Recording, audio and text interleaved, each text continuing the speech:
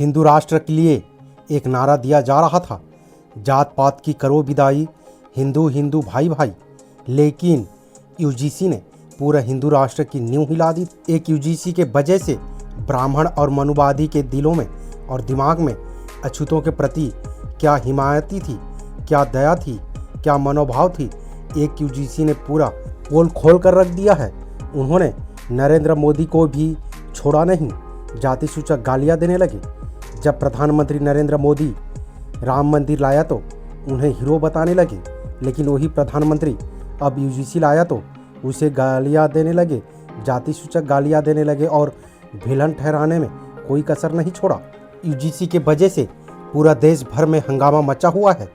हिंदू राष्ट्र की कल्पना करने वाले कुछ तथाकथित ऊंची जाति के लोग, मनुवादी और ब्राह्मणवादी लोग, अपने आप को श्रेष्ठ समझने वाले लोग SC ST OBC को एक ही पल में, एक ही समय में अलग कर दिया। अपने भाई बताने वाले SC ST OBC को भाई भाई बताने वाले एक ही पल में अलग कर दिया। अब सुनने को मिल रहा है कि यूजीसी बिल, यूजीसी का नया कानून का सुप्रीम कोर्ट ने रोक लगा दी है। क्यों और किस लिए ऐसा किया, इस पर सुप्रीम कोर्ट का क्या कहना है, आइए जानते हैं। आपसे अपील है कि वीडियो को लास्ट तक जरूर देखें, तभी जाकर पूरे माजरा को समझ पाएंगे। KB अम्बेडकराइट यूट्यूब चैनल में आप सभी का स्वागत है। जय भीम।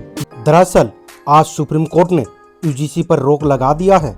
हमने पिछले वीडियो में बारीकी से बताया था कि यूजीसी क्या है और यूजीसी किसको लाभ होगा। अगर आपने नहीं देखी तो चैनल पर जाकर देख सकते हैं। यूजीसी के विषय पर सुप्रीम कोर्ट का कहना है। यूजीसी पर CJI सूर्यकांत ने कहा, हमने जाति विहीन समाज की दिशा में कितना कुछ हासिल किया है, क्या अब हम उल्टी दिशा में चल रहे हैं। CJI ने आगे कहा, आप SC ST स्टूडेंट के लिए अलग हॉस्टल की बात कर रहे हैं, ऐसा मत कीजिए। आरक्षित समुदायों में भी ऐसे लोग हैं जो समृद्ध हो गए हैं, उनके पास दूसरे की तुलना में बेहतर सुविधाएं हैं। अगर दक्षिण भारत का कोई व्यक्ति अगर भारत के किसी कॉलेज में पढ़ने आए और वहाँ कोई उसकी जाति को जानता ही ना हो, तो क्या ये कानून उसे भेदभाव से सुरक्षा देता है। ऐसे कहते हुए सुप्रीम कोर्ट ने रोक लगा दी। अदालत ने नोटिस जारी किया और मामले की सुनवाई 19 मार्च को तय की। आदेश हमारे अनुरोध पर महासचिव ने नोटिस स्वीकार कर लिया है, क्योंकि रीट याचिका से संख्या 1149/2019 में उठाए गए मुद्दे विनियमों की संवैधानिकता और वैधता की जांच करते समय भी प्रासंगिक होंगे। इसलिए इन रीट याचिकाओं को उस याचिका के साथ सुना जाए जैसा आदेश दिया जाता है। इस बीच 2026 के विनियमों को स्थगित रखा जाए। हालांकि 2012 के विनियम लागू रहेंगे ताकि उसको बिना उपाय के न छोड़ा जाए। जयसिंह ने कहा, हमारी बात सुने बिना नियमों पर रोक लगाना उचित नहीं है। ऐसा नहीं हो सकता कि आप कानून व्यवस्था की समस्या पैदा करें और फिर रोक लगाने के लिए अदालत में आएं। अब मेरा कुछ सवाल है। सवाल तो बहुत कुछ है, लेकिन मैं एक दो सवाल करना चाहूँगा। क्या सच में हम लोग जाति विहीन समाज हैं? क्या हमारे देश में जाति के नाम पर अन्याय, अत्याचार, शोषण, बलात्कार नहीं होता? क्या हमारे देश में जाति के नाम पर भेदभाव, ऊंच नीच, जात पात खत्म हो गया है? अगर ये सब सच नहीं हो रहा होता तो एक प्रकार हम मान भी लेते कि भारत सच में जाति विहीन समाज बनाने में अग्रसर हो रहा है, लेकिन आज तक ऐसा नहीं हुआ।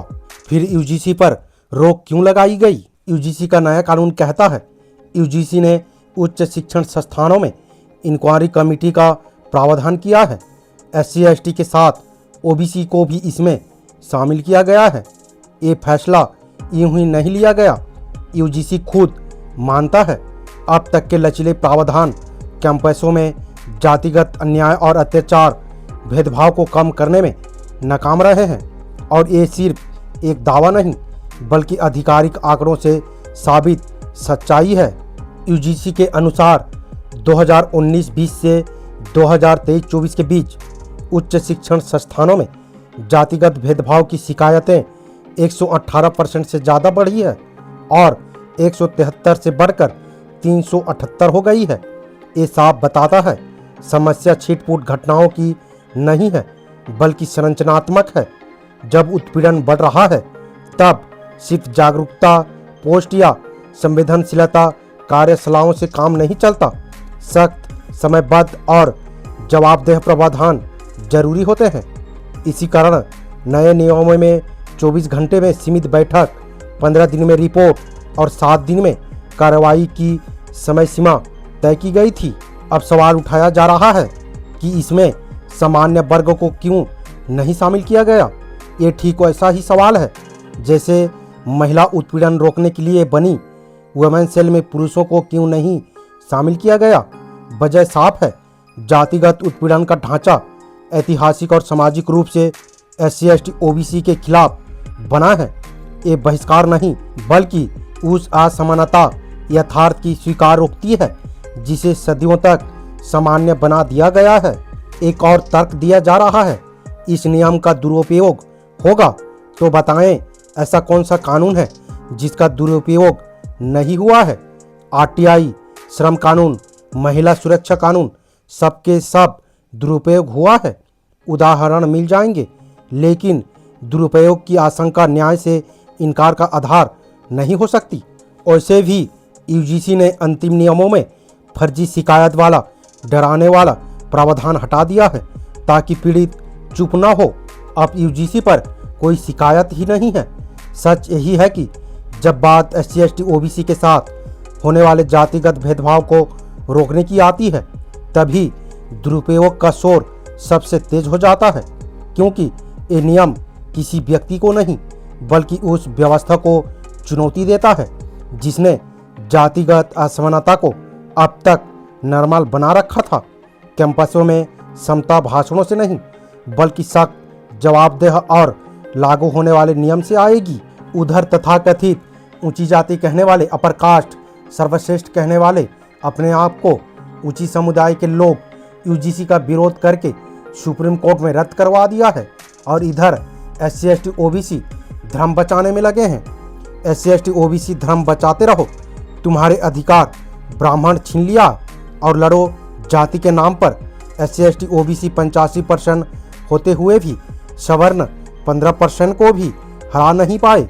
आप लोगों की 85% को 15% ने हरा दिया।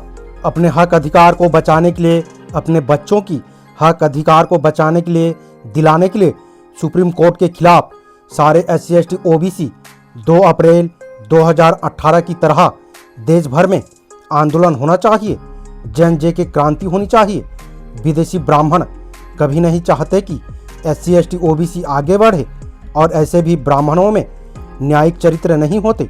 अंग्रेजों ने 1919 में ब्राह्मणों की जज बनने से रोक लगा दी थी और आज सारे कोर्ट में ब्राह्मणों की संख्या 90% से भी ज़्यादा है और SC ST OBC को लगता है ब्राह्मण इन्हें न्याय देंगे।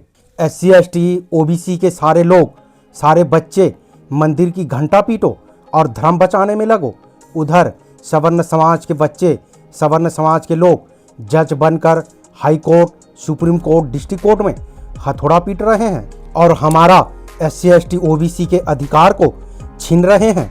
कहने को तो बहुत कुछ है, तर्क करने के लिए बहुत है, लेकिन SC ST OBC Bahujan Samaj मूल निवासी को अपील करना चाहूँगा, जितना जल्दी हो सके उतना जल्दी सुधर जाइए, जागरूक हो जाइए और अपने भविष्य के, अपने बाल बच्चे, अपने आने वाली पीढ़ी, आने वाले जेनरेशन की भविष्य के लिए रोड रास्ते पर आएँ और अपने हक अधिकार को लेकर रहें। अगर जागरूक नहीं हुए तो आने वाली पीढ़ी, आने वाले जेनरेशन गुलाम हो जाएगी, गुलाम बना दिया जाएगा। वीडियो आपको कैसी लगी अपने राय कमेंट बॉक्स में ज़रूर दें। वीडियो अगर पसंद आए तो लाइक करें, हाइप करें और सब्सक्राइब करना ना भूलें। अगर फेसबुक से देख रहे हैं तो हमें फॉलो करना ना भूलें। वीडियो से रिलेटेड अगर कोई सवाल करना चाहते हैं तो वो कर सकते हैं। हम प्रयास करेंगे कि आपकी सवालों का जवाब दे सके, वो चाहे कमेंट बॉक्स के माध्यम से हो या फिर वीडियो के माध्यम से। अगर इस वीडियो में कुछ जानकारी मिली हो तो अपने दोस्तों के साथ शेयर करके उसे भी जानकारी दे सकते हैं। हमारे हौसला बढ़ाने के लिए और मजबूत करने के लिए हमारे चैनल पर ज्वाइन करें, हमें आर्थिक मदद करने के लिए थैंक्स की बटन दबाएं ताकि हम अगले वीडियो आप लोगों तक ला सकें। वीडियो में अंत तक बने रहने के लिए बहुत बहुत धन्यवाद। जय भीम, जय संविधान, जय मूल निवासी।